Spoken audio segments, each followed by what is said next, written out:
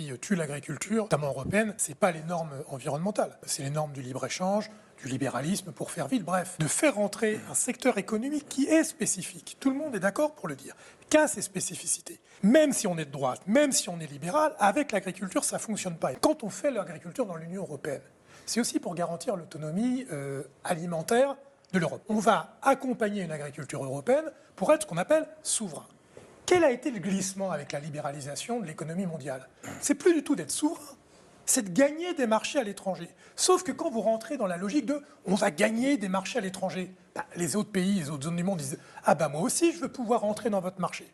Ça ne marche pas de dire on ferme d'un côté et on ouvre de l'autre. Bon. Donc notre économie, notre agriculture, c'est d'ailleurs une de ses fiertés, elle est exportatrice.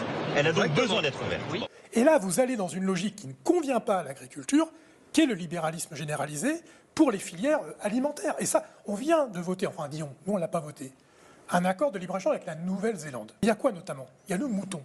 Et on met un accord de libre-échange avec la Nouvelle-Zélande pour importer de l'autre bout du monde, on peut difficilement plus de l'autre bout du monde, des moutons de Nouvelle-Zélande. Je vais voter en faveur de l'accord entre l'Union européenne et la Nouvelle-Zélande.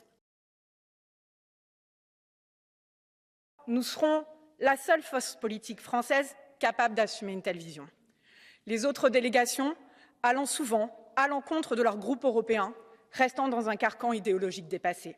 C'est juste absurde qu'il y ait des relations économiques avec d'autres zones du monde. Bien sûr que c'est nécessaire, je pense que, et le Mercosur, pardon, mais très mauvais exemple. C'est un diplodocus des accords de libre-échange. C'est un truc qui date d'il y a 20 ans, c'est plus du tout les logiques qu'on devrait avoir aujourd'hui. C'est ce que je dis, il n'a pas été validé, c'est ce que je dis. Oui, mais enfin, il est toujours largement défendu et soutenu par une majorité au Parlement européen dont font partie le groupe libéral Renew. Ben, si. Mais on est gagnant sur le Mercosur, la négo n'est pas finie. Et ça, vraiment, cette logique-là, il faut en sortir. Il faut revenir à une authentique souveraineté écologique et alimentaire au niveau européen dans le secteur agricole.